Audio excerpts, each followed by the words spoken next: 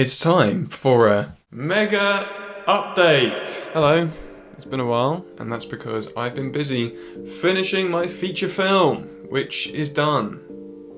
Wow. I'm a filmmaker, like a legit one. And we have no plans of stopping. We do have more on the way. We finished Are We Monsters.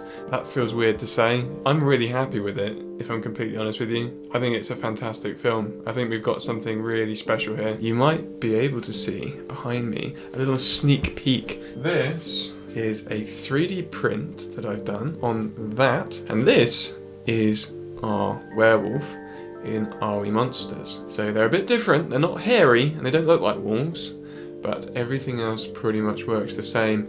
And I think, in my personal perspective, I find these possibly a little bit scarier than the typical furry, fluffy werewolf. If they're fluffy, it's kind of cute, isn't it? So if they're kind of a bit shaven, let's say, and they're kind of like elongated limbs, I think that's pretty creepy. It's been pretty mad. We've got it all done, and that's why I've kind of been a bit distant from this YouTube channel for a while. This is an awesome accomplishment, and I'm so proud of not only myself, but the incredible team that worked on it with me. Of course, the lead actors that we had, good old John Black, he was back again, of course. My co-writer and co-star in pretty much all my films here. There's John again in Tidal Ghost, which, oh my gosh, crazy news about that. I'll tell you about that in a bit. We had Stefan Chanyaem back from works like Transient that we did, a film which hasn't been released yet, which will be releasing soon, which is called The Last Pixie. Charlotte Olivia, she was also in The Last Pixie, and she also helped us on some things like Seagull Man 2, which is only available on Vimeo if you're wondering where that is. And we also had a new rising star, Jathis Sivanesan. And of course, two other key roles. We had Justin Hayward, who plays a very wise werewolf hunter, so good. And also we had Menzes, who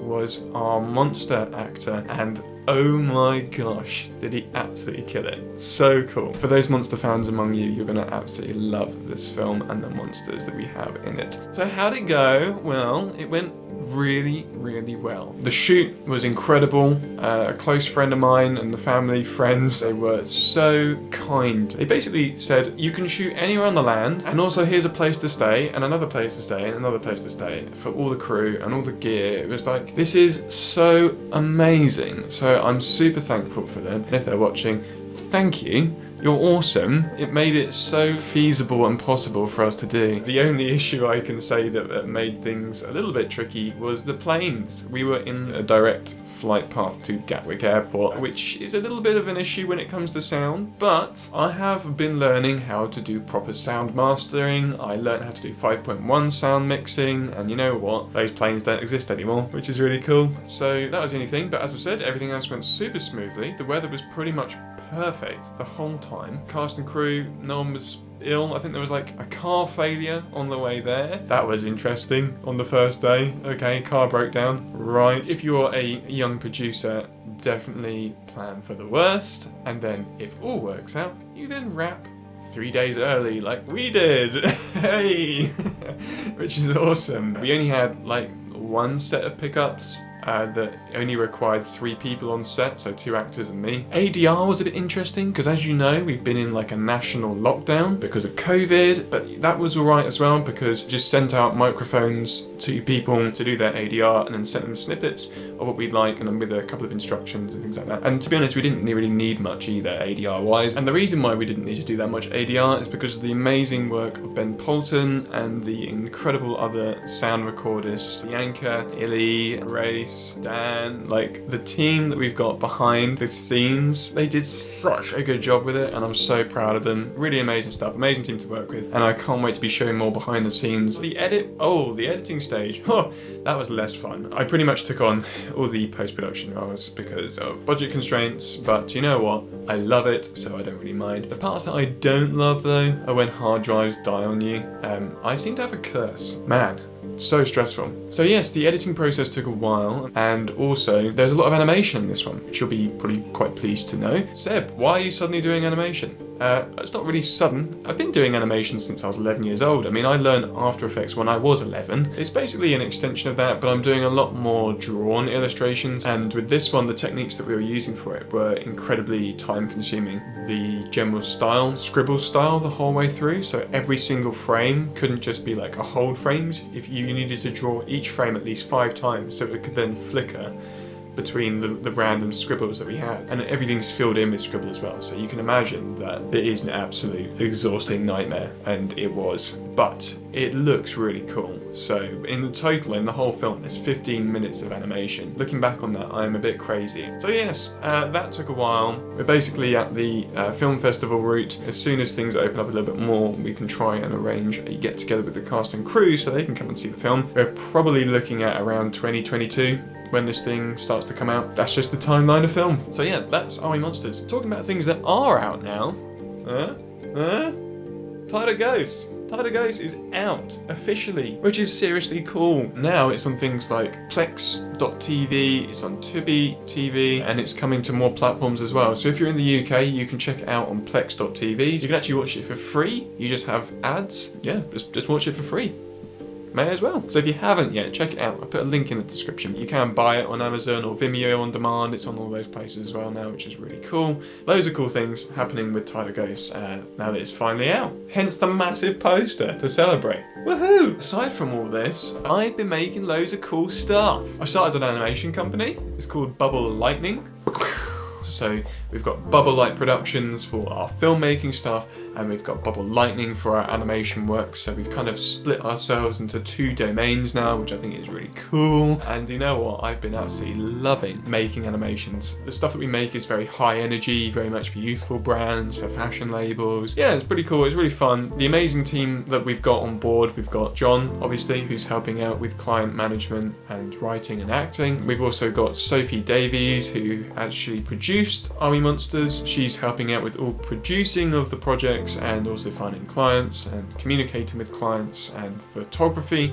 She's an incredible fashion photographer. And we also have Barry Hudson Taylor. If you haven't heard of him yet, check him out. He composed the music for Are We Monsters, and he's going to be composing the music for some of our upcoming feature films. And if we need any kind of scores, we know who to turn to. As well as animating stuff, I've also learned how to 3D print things, as I mentioned earlier, to do with our large print here. But here is a little crab with a mustache. This is basically our mascot for Bubble Lightning. It's also particularly practical for when you want to do monster designs that are going to be in films. So like I said, we did with Are We Monsters here.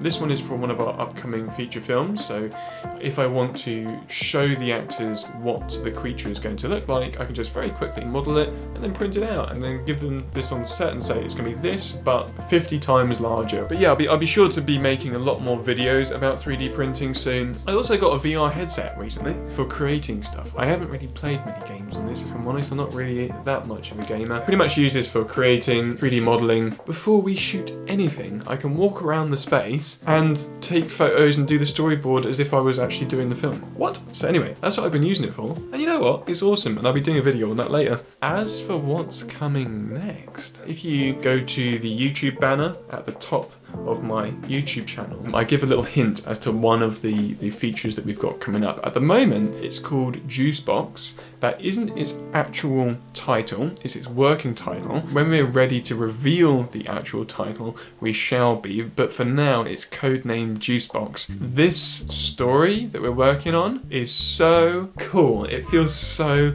me. The reason why I say that is because it's a mixture of live action and animation, where we kind of splice between the two continuously. It's really high energy. There was a band when I was in college I always listened to, and I reached out to the band. After some negotiation, we've got their music to work in our film, and it's like, oh my gosh, my favorite bands from my childhood have just said, yes, you can use our music in your film. And oh my gosh, am I so excited. More to disclose on that in the future, but wow. If you're a creator like me and your favorite band says, yes, you can use our music in whatever way your creative project goes, that is like the most awesome thing ever. What's next for this channel? Making a lot more regular content for this, a lot more kind of behind the scenes, a lot more creative journeys that I take, because I'm making so much stuff all the time. Some things like cinematography, photography, 3D printing, lighting, directing actors, working with actors, and we're also going to be doing a load of creative challenges. Now that lockdowns are easing, I'm going to be doing a lot more trips to John's, and John's going to be doing a lot more trips to here, and we're planning to do some sort of challenge once every 2 weeks. As well as that, behind the scenes, I've been working on something specifically for this channel, which is a series called Innovative Indies, which is where I talk to some of the leading indie film experts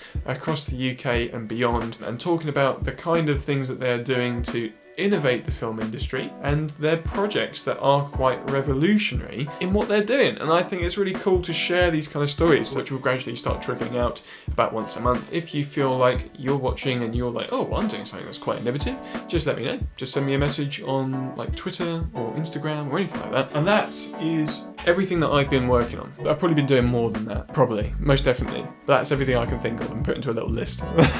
I've been busy. That's why you haven't seen much. I've been busy. Sorry, but not sorry. I've been loving it. I'm genuinely excited to share what we have in store. If you're interested to see how this all goes and keep up to date with everything, all my socials are going to be in the description below. Hopefully plenty more to come and some exciting challenges and updates in the future. Thanks very much for listening, and I'll see you next time.